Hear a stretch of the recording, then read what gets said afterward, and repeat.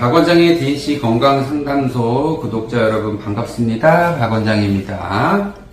자, 오늘은 강아지, 고양이 결석에 대한 이야기를 좀 해볼게요. 아마 되게 흔하게 병원에서 많이 하는 수술 중에 하나가 방광결석 수술이 아닐까 생각을 합니다. 근데 이게 문제는 방광결석 수술을 하는 게 문제가 아니고 방광결석 수술을 하고 나서 자꾸 재발이 되는 거, 그거가 어떻게 보면 더 고민이 아닐까 이런 생각이 듭니다. 방광결석 수술을 하고 나서 다시 결석이 생기는 이유는 무엇일까를 생각해 보면 첫 번째는 결석을 다 꺼내지 않은 경우에 그렇겠죠. 한 개 있는 결석이야 그런 게 없지만 짜잘하게 여러 개가 있는 경우에는 실제로 이렇게 봤을 때 되게 이렇게 조그맣게 있는 것들은 수술 중에 잘 확인이 안 되는 경우들도 있기 때문에 결석을 다 꺼내지 못하는 경우, 그런 경우에는 수술하고 나서 바로 봤을 때도 결석이 있겠죠. 이거는 이제 엄청 자주 있는 경우는 아니라 아주 드문 경우고요. 두 번째 같은 경우에는 방광에서 결석을 다 제거를 하였는데 신장에 있던 결석이 다시 내려오는 경우, 요거는 자주 있어요. 그래서 보통 한 달, 두 달 만에 결석이 다시 보인다. 그러면은 신장에 있던 결석이 방광으로 내려와서 다시 생기는 경우들이 있습니다. 그렇다면 신장에도 없고 결석도 잘 제거를 했는데 재발이 되는 결석은 왜 그런 걸까요?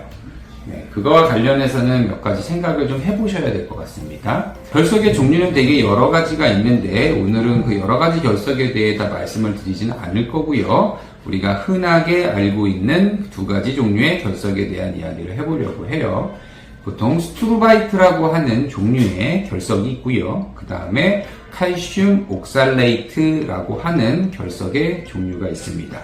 스투르바이트라고 하는 결석이 생기는 가장 대표적인 이유는 방광염이에요. 오줌의 pH는 일반적으로 낮죠. 왜 낮을까요? 산도가 좀 있습니다. 세균이 서식하지 못하게 하려고 방어 기전으로 산도가 낮은 거예요. 근데 여러 가지 이유에 의해서 오줌의 산도가 높아진다. 그렇게 되면은 감염이 되기 쉽고요. 그렇게 되면서 세균 감염이 일어나게 됩니다. 그렇게 해서 방광염을 앓게 되면은 죽은 세균 덩어리들이 팩이 돼가지고 거기에 스투르바이트 결석들이 쌓이게 되면서 큰 결석이 만들어질 수 있게 되는 게 이 대표적인 결석입니다. 그렇다면 아이가 검사를 해서 결석 성분 검사를 보냈는데 스투르바이트 결석이라고 나왔어요. 그러면 이게 재발이 되지 않게 하려면 어떻게 관리를 해야 될까요? 방광염을 관리를 해야 되는 겁니다.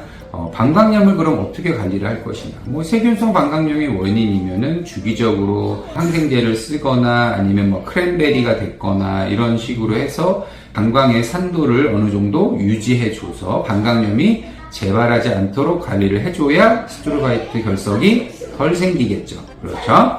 그 다음에 두 번째로 우리가 생각해보는 결석은 칼슘 옥살레이트 결석입니다. 칼슘 옥살레이트 결석 같은 경우에는 세균 감염 때문에 생기는 결석이 아니에요. 이건 오히려 산도가 너무 낮아서 생기는 결석이다라고 이해를 하시면 좋을 것 같습니다. 여러 가지 원인들이 있는데 이거는 이제 체질적인 문제가 가장 많습니다. 그렇기 때문에 이 칼슘 옥살레이트 결석이 재발이 자주 돼요. 그럼 얘는 검사를 하고 칼슘 결석이 나오면 그 다음 관리는 어떻게 해야 될까요? 그렇죠. 오줌의 산도가 너무 낮아지지 않도록 관리를 해주셔야 됩니다. 주기적으로 오줌 검사를 해서 오줌의 pH를 보면서 너무 산도가 낮아지면 그 산도를 적당히 올려주는 방향으로 관리를 하고 또 식이 관리도 좀 해줘야 되고 처방식 사료도 먹어야 되고 이런 식으로 해서 칼슘 결석이 재발되지 않도록 관리를 하셔야 아이가 두 번, 세 번 수술을 하는 일을 줄여줄 수 있다 이렇게 생각을 하시면 좋은데 칼슘 결석 같은 경우에는 그렇게 관리를 한다고 해도 재발이 되는 경우들이 종종 있습니다. 체질적인 문제 때문에 그런 경우들도 있고요. 그런 거는 어쩔 수 없죠. 이게 결석이라고 하는 게 방광에 있으면 그게 이제 지속적으로 방광벽을 자극해서 이제 출혈이나 이런 피오균 같은 것들이 방광에서 이제 나오는 경우들이 좀 있고 여자아이들 같은 경우에는 이제 오줌을 못 싸는 문제까지 생기진 않는데 남자아이들 같은 경우에는 그 결석이 나오다가 남자아이들 그 생식기 끝에 뼈에 걸려가지고 오줌이 막혀서 그로 인해 신부전에 합병증이 발생되는 경우도 있기 때문에 특히 남자아이들 같은 경우에는 결석이 있을 때 아주 유심하게 잘 살펴봐야 되고, 만약에 오줌을 안 싸는 게 하루가 넘어간다 하면은 바로 병원 오셔야 돼요. 응급이에요, 그거는.